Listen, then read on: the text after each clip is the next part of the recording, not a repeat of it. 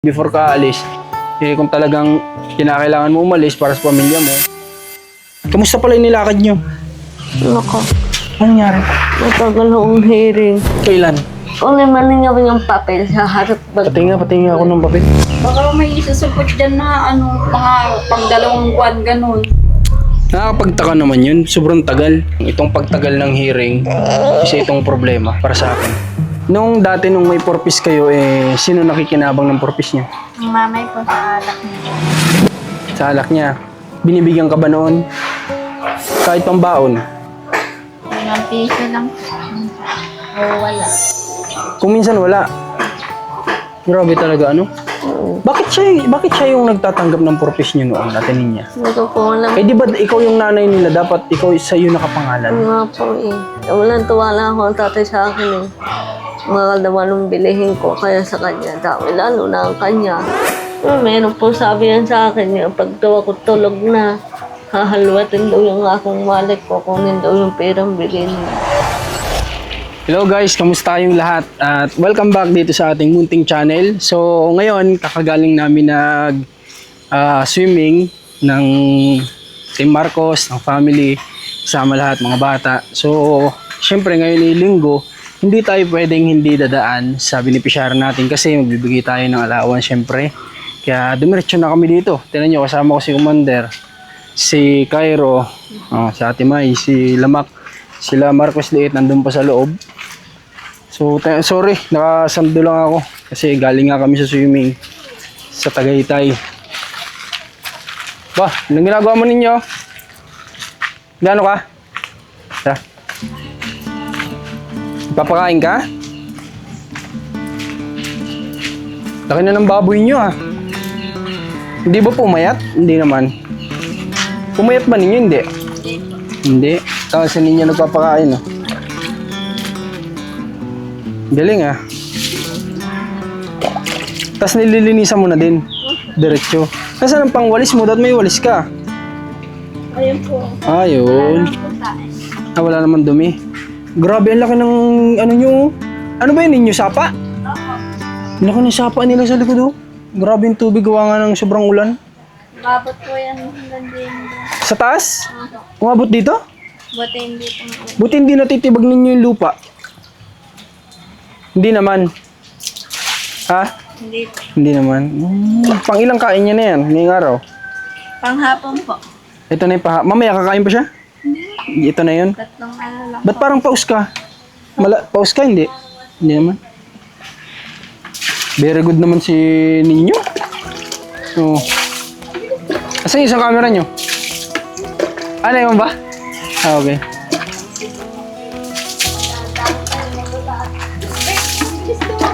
Kaya nga, laki na kaagad ay.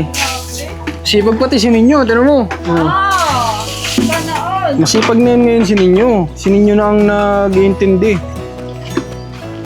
Ang laki na ng baboy nyo. Congrats! Iinom pa yan siya Ninyo? Papainumin mo pa yan? Mamaya ako pagkatapos. Pagkas kumain? Kasama daw ko yaros na ano. Galing naman ni Ninyo. Marunong na. Ilang buwan na yan? Ano, nung kinuha namin yan, isang buwan pa lang ata eh. Siguro pangalawa ngayon. Ate Ninyo, may ilang buwan na yan baboy dito? Ha? Ikaw Ninyo, alam mo? Hindi ko po alam kung kailan sila na. Pero sa tansya mo, may isang buwan na? Higit na? Mahigit na ano? Mahigit isang buwan na dito sa kanila. Pero, Liit pa yan. oo, nung kinuha, maliit yan. 37 kilos lang yan nung kinuha. Pero ngayon, Ilang months yun? parang isa eh. Parang isa, ganun. Dalawa. Dalawa kasi ang Oh, mga may 2 months. pag- 2 months. 2 months yun. 37 kilos siya ng 2 months. So, yan na yung ganyan na siya kalaki kagad ngayon. Ba, kakabili pa. Bilis lumaki. Bilis lumaki. Tapos, ayan, ganyan talaga yung, yung kulungan eh. May mga nagsasabi nga, baka pwedeng laki-lakihan yung kulungan. Malaki nga yung kulungan, pinaliitan nga namin. Kasi hindi daw ganun dito sa Batangas. Kailangan daw dito ay ganyan, yung hindi nakagalaw-galaw yung baboy. Yung mga nag-comments, baka pwedeng laki-lakihan yung kulungan. Malaki na nga po yan para sa isa. Ang problema nga lang, pinaliitan po natin para daw hindi daw makagalaw kaya pinagawa natin ng bakal. Gulay. Kaya mga tanimin ninyo. Aba. Di ba ninyo, tanim mo dyan? Asa yung tanim mo? Kalabasa ba yung tanim mo dyan ninyo? Hindi po, yung pong malalagong yan. Ano yan? Yung patani po at sitaw. Yan yung tanim mo? Pare, Pati yan, tanim mo yan? Ang tanim mo ninyo. Ito, may bago ah. May mga tusok. Ano yan? talong po. Talong? Marunong na si ninyo. Good boy na, good boy. Magkano ka magpapainom? Papainumin mo na, hindi pa. Kumakain pa eh. Dito tayo. Tingnan niya, magandang hapon po. Papasok kami. Kasi iba niyo po ay nasa loob na naman. Ano ba? Yung upuan yung iba. Tingnan niya, lagay mo dyan sa damit mo. Yung iipit mo. Ay, grabe yung ulan natin niya, no? Dito. Sobra din. Grabe nga naman. Oo, ano to, basa? Kaya wala akong May magawa. pamungas kayo? Yan, umiyak na yung kapatid mo ninyo. Neng, Pasok ka na bukas. Kapatid mo muna. Dali. Tingnan mo muna yung kapatid mo ninyo. Umiyak. Gada, dadating tayo dito, umiiyak yung anak ni ate niya. Pangong gising. Ha? Pangong gising. Alam na alam niya yung amoy natin. Tawag sa atin niya. Ay, grabe. Tana, tana, alikot. Tana. So, galing kaming swimming. Kami lahat, pamilya. So, pauwi na dapat kami. Pero naisip ko, linggo nga pala ngayon. Kailangan nga pala ng allowance ng bata. Hindi ko nga ho, alam kung may pasok pa. Wala naman ako kulod para itawagan ko ho ang ma'am. Ayaw at sinuspindi yung pasok. Ay, wala. Magpaload ka mamaya para matawagan mo. Kamusta naman? Alam niyo? Dito. Kamusta ang pag-aaral mo? Walang problema sa school? Sure ka? Naambon yata. Bayarin meron? Wala. Wala naman.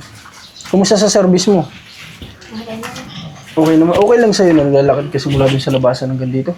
Hindi ko nato na po ako kanyapsin. Sumasabay ka? Hanggang sa labasan. Tapos doon ka sumasakay kay Pastora. Hindi na pala siya atin ninyo naglalakad eh. Hindi na daw siya naglalakad simula dito hanggang dun sa labasan. Bakit? Sumusunong daw siya kay Pastora eh. I-access ko din eh. Ay, kay dito ko Larsen. Pag umaga. Paghapon. Ano po, kakaunin po kami doon sa school bago doon na po ako napapasok. Doon ka lang maglalakad. Pero kapag ka papasok, nakikisabay ka. Okay. Isang beses lang pala si ninyo naglalakad mula sa kanto, papasok lang dito. Pero pag papasok, sumasakay siya, nakikisabay. Kamusta mga anak mo, ate niya? Ayos naman po. Ayos naman, wala namang karamdaman, walang sakit. Ako naman ho ang ubuhin si Puno. Kaya pala ganyan po ang boses mo. Nasaan yung microphone mo? Natakpan yata ni Ining. Ikaw naman ang may sipon. Inom ka ng gamot. Inom ka ng gamot para ano. Kasi wala mag-aalaga sa anak mo. Kamusta pala yung nilakad nyo? Nako, Ano nangyari? matagal ho ang hearing. Kailan? Kung naman niya yung papel sa harap bag. Patingin ako ng papel. Bakit? Araw, wala na sa wallet. Kabilang taon pa po yun eh. Kabilang taon pa. Paano nangyari yun? Sabi sa akin yung katuwang ko, kaya mo magtagal makulong. Okay lang yun, pero siguraduhin lang nila na walang darating na hearing ha, o na walang susulpot na hearing. Yun lang ako na ati hindi. Yun ang nakikita niya. Nakakapagtaka ito ah. Ang hearing alam ko, ano yan eh. Yan ho, Buwan lang. pasulat ko po sa atin Lindy. Para pag nga dumating ninyo. Ito. August 3. Nag-hearing kami under fiscal. Tapos next hearing schedule March 15. Ba't ganito katagal yung hearing na sunod? Okay lang tong hearing na ganito katagal kasi matagal matisintensyahan si papa mo. Pero ang kinakatakot ko dito, baka naman ito may susulpot na naman. Sa isang taon pa March 15. 2027 ang sunod na hearing. Ang tagal. Magtanong kayo doon, magtanong sila doon. Baka may isusupot dyan na mga pang dalawang buwan ganun. Nakakapagtaka naman yun, sobrang tagal. Anong buwan pa lang ngayon, oh? Tapos magkakaroon ng hearing next year, Kaya March sabi pa. ho sa akin si Kuya, nako, abang malimutan mo ang aking sasabihin sa iyo, matagal pala tayo magkikita. Sabi nino, Yung katuwang ko sa hearing. nung attorney. Opo. Aba, nakakapagtaka naman to. Nako, malinaw sa vlog ha, guys. Magkakaproblema sila niyan kapag ganyan. Talaga. 2027. Malinaw, March 15, 2027 yung binigay na schedule ng piskal na susunod na hearing. So, next year to ha, next year. Malinaw sa vlog, naka-vlog yan. Kapag ito ay may sumulpot at hindi sila nakapunta at sinabing dismiss na yung kaso, malaking problema yan. 8 months. Halos mag-isang taon yung susunod na hearing. Okay yun. Kasi lalong tumatagal yung sentensya ni tatay. Pero, kung yan ay diskarte tapos may biglang susulpot na hearing, hindi na tayo pwedeng magbanjing-banjing diyan. Talagang kinakailangan natin aksyonan niya kasi hindi pwede yun. Malaking problema nila yan. Baka naman hindi naman. Ayun, anong sabi dun sa nilakad nyo? Nag-ano lang kayo dun? Malalaglag yung microphone mo, atinin niya. Yun naman po. Anong sabi lang? Anong ginawa nyo lang dun? Kahunta ko lang po yun. Tinuruan ka? Oh. Ano naman mga... Ako malimutan ko sabihin. Tinuruan ka ngayon tapos sa susunod na hearing next year. Malilimutan mo nga talaga. Kaya naman yan. Sobrang tagal naman. Sige, itago mo ito ha. Atinin nyo, huwag mo itong wawalain. Ito ang palatandaan natin tsaka naka-vlog yan. Dalawang magkasunod, March 15, 2027 tapos April 22, 2027 paras alas 8 ng umaga. So, tago mo to. Huwag mo wawalain yan ha. Tsaka nasa vlog patunay natin yan na yan yung ibinigay nilang schedule. Kasi mahirap na. Di ba guys? Mahirap na. Baka mamaya may susulpot na naman na hindi natin inaasahan. Tapos wala na. Sabihin, dismiss na. Hindi kayo pumunta. Sabi nga natin, hindi. Paano yun nga pag may apply pa ngayon ako sa abroad? Kaya nga eh. Nakita ko kasi si Ate Lindy nag-post siya sa Facebook ng merong passport tapos soon. Paano naman si Ate Lindy na naantala din yung ano niya, yung kagustuhan niya naman para sa pamilya niya? Paano yun? Eh siguro yung tao kaya hindi rin makaalis-alis kasi nga may hearing kayo. Sinasamahan ka niya. Paano yun? Kaya mo ba kung kami lang kasama mo? Kung dadating sa punto na ganun? Kaya po. Kaso, mawawalan ka ng isang testigo. Kasi si Ate Lindy yung testigo mo eh. Hindi naman pwede ho, Kuya mo. Kasi ninyo sana ang matibay mong testigo kung ano lang. Opo, kung papayag ho si ninyong isa. Kasi si ninyo talaga yung literal na testigong nakita lahat Opo. ng pangyayari. Imik naman daw ho siya, basta po ang tatay daw ay sa TV lamang. Grabe, hindi matapos-tapos tong ano na to. Itong problema natin ninyo na to. Tumagal na ng tumagal. Oo nga no, naisip ko din. Oo, pabor sa atin na si tatay natatagal yung sentensya niya.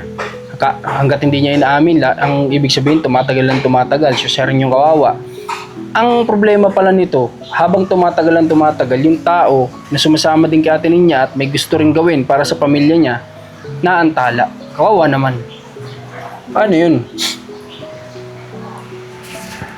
So maganda siguro kung talagang may apply si Ate Lindy pa ibang bansa at darating yung point na talagang kinakailangan niyang umalis.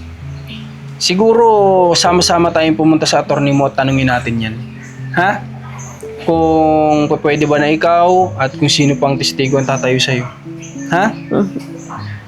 Kaso nakalista kasi doon na nagrereklamo talaga si Ate Ninya, si Ate Lindy. Sila talagang dalawa yung nakalagay doon na nagrereklamo. Kaya yun yung isa sa problema natin. Ano nga ho, umiyak ho sa hearing. Oo. Parang alam ko umiyak si yung anak mo. Kaya sabi natin, hindi, ako ho ang nakahawak. Anong po kami sa labas. So guys, para sa akin, itong pagtagal ng hearing, isa itong problema. Para sa akin. Ikaw, para sa'yo, Ate Ninya. Na, Para sa'yo, itong pagtagal ng hearing, problema ba para sa'yo? sabi po sa akin si kuya, yan mo, tuwag ka lang hearing. Lalo na yung nagawa nga sa iyo, sariling anak ka, ano. Kaya nga lang, paano si Ate Lindy? Yan na nga. Yan si ate, gising na. So, may naapektuhan lang din kasing ibang tao dahil din sa ano. Pero pagpasalamat natin dahil si Ate Lindy din ay hindi nagsisawang sumama sa'yo, di ba? Sa lahat ng hearing mo, hindi kanya iniwan simula't simula. Nandiyan siya palagi para sa'yo. At kagaya nga niyan, mag-a-abroad yung tao, hindi matuloy-tuloy dahil sa pagsama niya sa'yo, dahil may mission pa siya para sa'yo. So, pagpasalamat natin yun sa kanya. Ha? So, yun yung wag na wag mong kakalimutan araw-araw. Yung gada may lakad kayo pala na ipagpasalamat mo sa kanya. O, maliban doon, ano pang nangyari sa lakad nyo? Ano pang mga nangyari? Okay lang po. Wala na, nag-usap lang kayo. Tapos umuwi na rin. Namili ko ang matalindi ko. Ba't tumatawag ka sa akin kahapon? Ha? Bakit tumatawag ka sa akin? Yun na. Ikaw? Aray ho, Bakit ka tumatawag sa akin, Lea? Ha? magpapabili daw sa inyong gatas pag kayong punta dito kasi kanya daw kuya hindi daw nagbibigay sa kanya. Inuubos ni kuya mo ang gatas? Kaya naman si kuya mo. Oh. Gusto mong gatas? Ha? Lea? Ayaw naman yata, hindi naman sumasagot eh. Gusto mo, Lea, ang gatas? Ay, gusto daw. Bilang ka gising rin namin. po. Kagising. Sabi ko po Bless matulog muna. mga bukas yung may pasok na naman. Kaya mo, bilang kita, huwag mong bibigay si kuya mo, ha? Bilang natin ang bukod si kuya mo, tapos bukod yung sayo para hindi kanya inaagawan. Oo, ano man, gusto ng gatas eh, hindi yata Yan binibigyan. ninyo, pakita mo yung pili ko sapatos, dalawa. Tingin nga ako. Hindi pa nakikita ko yung Ayan. Marcos. Sapatos, hindi ibon. Ibon na sisiw. Ibon humaya. Nagpatakpo dun sa lupa, limot niya. Inalagaan niya. Nakasabi ko, mamamatay lang sa'yo yan. Kapatid mo nga, hindi mo maalagaan yan pa ibon. Siya nga naman. Tama sa atin niya. Matalino Sabi ko, talaga sa atin. ligawan mo na, nakakaawa lang yung ibon. Matalino talaga sa atin ninyo. Okay, sige. Abang may kinukuha sa ninyo. Oh, dyan mo itong ano nyo. Allowance. Thank you po. Okay, wala ka naman. Yan po, dalawa. Oh, grabe. Dapat sana yung isa mas malaki na ng konti. Para ito ng size? Opo. Kaya sabi ko, ano kaya sasabihin sa inay? Salamat. Wala. Parehas ng size. Dapat ang binili nyo mas malaki na yung isa kasi lalaki pa to sa ninyo. At least nagagamit Ay, niya. may naisipan ho yan. Dalawang balat. Yung nabili ko po, nakita yan. Sabi ho sa akin, kung narito pa mamahi, wala akong narito sa pagpes. Wala akong nakikita. Sabi niya. Sa barik ko mapupunta. Eh, oo.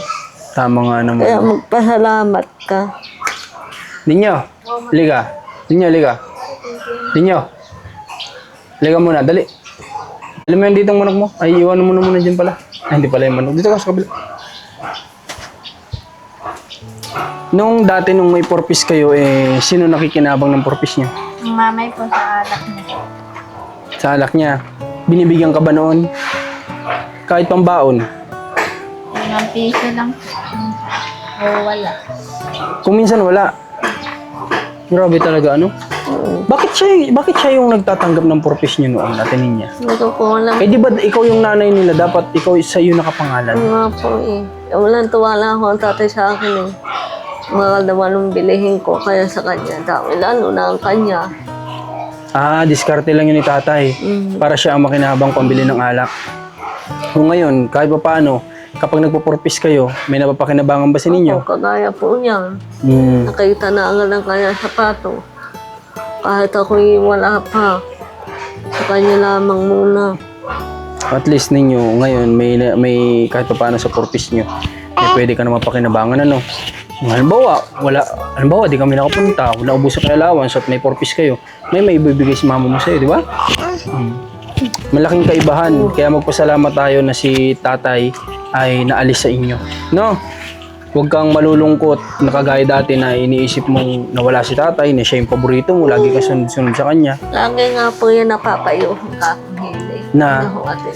Na? Sabi po hindi yan eh. Ano, sino ninyo masarap? Ang mamay, ang inay. Ang inay po, kasi nagbibigay siya ng biling gatas. Mas masarap ang buhay, kumbaga. Malaking kaibahan ninyo nung nandito si tatay. Kahit ako naman nakita ko yun eh. Tsaka base sa kwento nyo. Nagbablog pa nga kayo sa akin, nagbabarik pa rin. Oo, minsan lasing. Basta Amoy alak pa. ano, tatago ko ang alak. May parating. Amoy alak na alam ko naman. Naamoy ko naman siya, hindi ko lang sinasabi sa vlog na dumarating kami dito amoy alak. Meron po sabi yan sa akin, yung pag daw ako tulog na, hahalwatin daw yung akong wallet ko, kunin daw yung perang bilhin. Noon, nakikita mo? Ba't di mo sinasabi kay mama mo? Tapos pupunta na. Natakot ka? Baka naman ikaw nakuha. Kaya dala po niya kabukasan doon sa kanyang kabukasan. Sa kanyang kainuman. Oo, sa bagay. Hindi pala lampasin ni tatay na imposibleng si Ninyo ang kukuha nun. Kasi pag nalaman ni tatay na may bigay, hindi niya pala lampasin yun. Di ba? Talagang kukunin at kukunin niya yun para madala niya sa kainuman niya. Grabe. Kaya maging masaya ka ninyo ngayon na kayo ay malaya na. Para kayong, alam mo yung kalapati na binili mo sa school nung pinakawalan nyo? O para kayong ganun ngayon? Para kayong kalapating pinakawalan. Kasi malaya na kayo. Kaya sana kapag dumating yung time ninyo na kailanganin ka ni mama mo sa hearing, gawin mo, ha?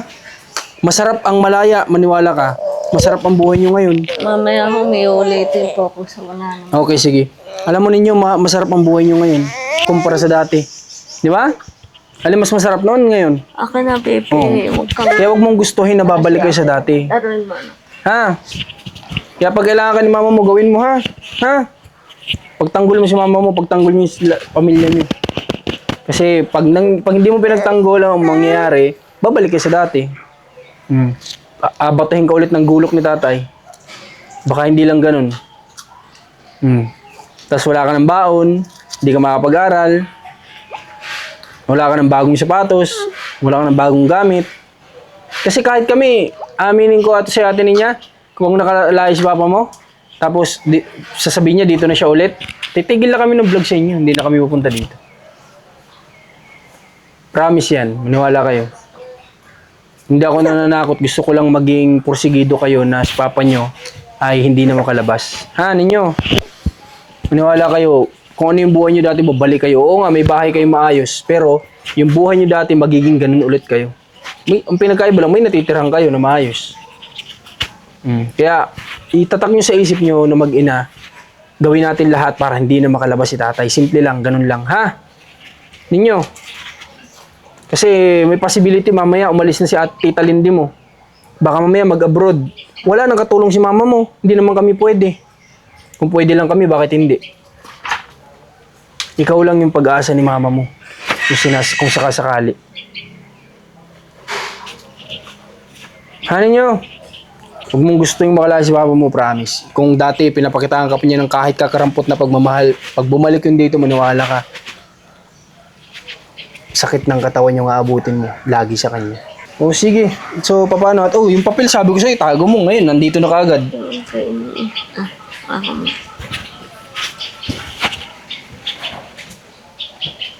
Malinis ang loob nyo? Naglinis kayo, hindi? Naglinis po. Sino naglinis? Kami po, kasi wala nga magawa sa labas. Kayong mag-ina, naglinis kayo ng loob. Sige daw, titingnan ko daw. Kung legit. Baka ano yan, fake. Ayo, malinis. Tapos sadya may langaw-langaw lang siguro. Gawa ng babuyan. Ako na doon sa kabila. Nagaganda ng picture nila, oh. Sa taas. Pati ba naman yung 2x2 mo?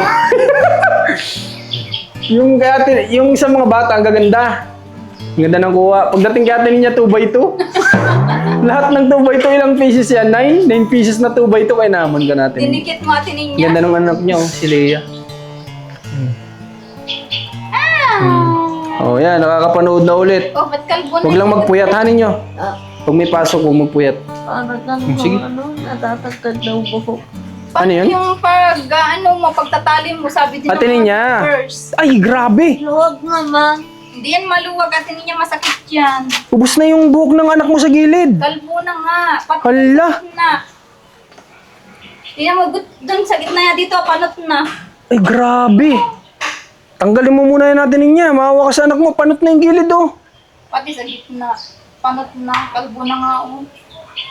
Kasi atin niya yan ay nahihikit yung buhok. Yun nga lang laging naka-brush up yung buhok. Nakaka-ubos ng hairline dito, oh.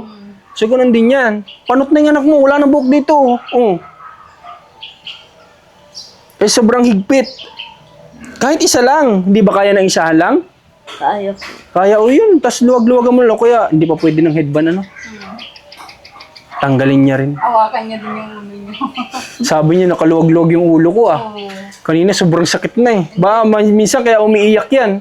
Sabi niya ay sa tinagal na panahon na nagtitis ako, ngayon ko lang naranasan yung ganito. Sarap-sarap pala ng walang puyod. Sabi ng anak mo, atinin niya. May nag-chat nga sa akin tungkol dyan. Oh, may nag-comment din, nakakalimutan ko lang sabihin. May mga viewers ka atinin niya nagsasabi na, atinin niya, wag mong puyodan yung anak mo ng ganon, na sobrang hikit, talian. Kasi panot na, oh. Oh. Yan, sinasabi ko panot na. Pakita mo, talikod ka, alian. Oh. Panot na, oh. Oh. Yan ang buhok. Wala na, oh. Kasi nga laging nasa gilid lang nakahawi ng ganyan, oh. Kawawa na. Oo, naman. Kakantsawan niya ng ano pag di nagkabuhok. Sabihin si Panot. Gusto mo ba yun?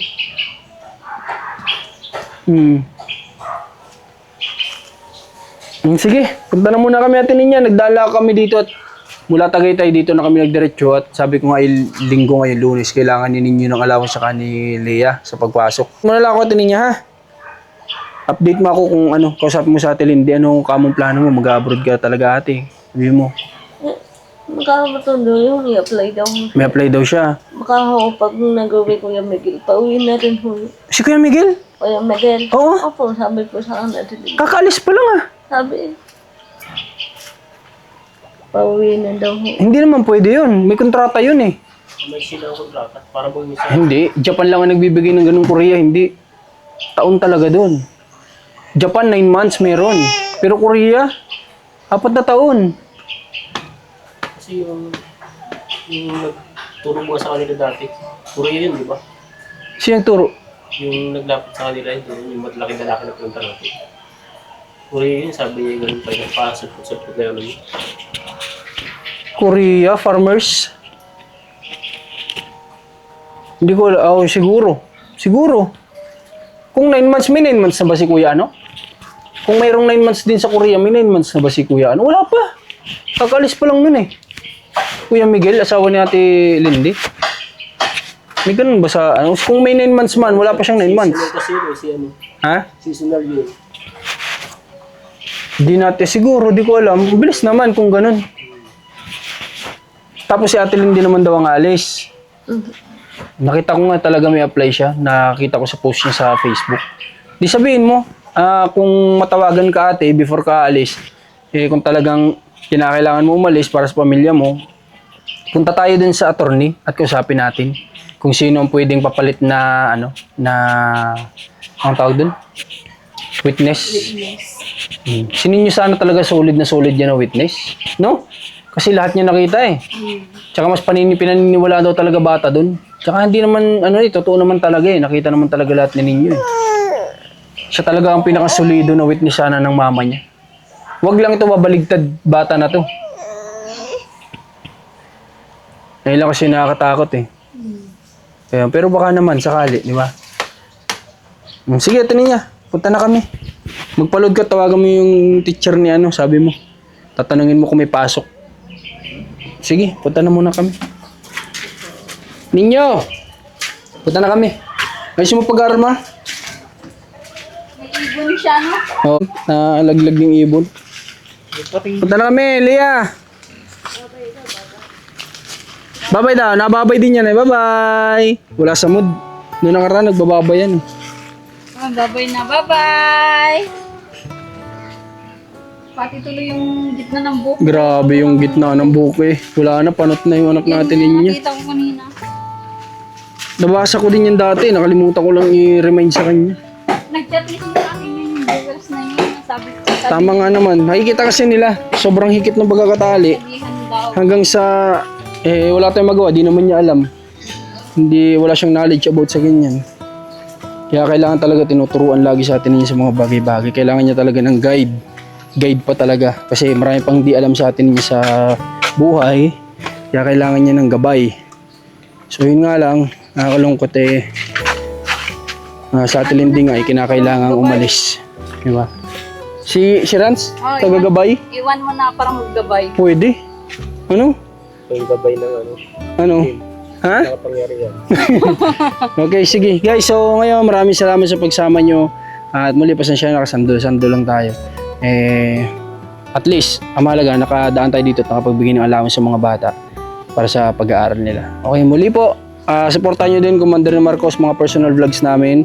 At syempre, ang channel na to, Marcos TV. At i-click nyo yung notification bell para laging updated sa araw-araw naming upload. Maraming salamat po. Happy birthday ulit sa may mga karawan. At next vlog na lang tayo magsha-shoutout.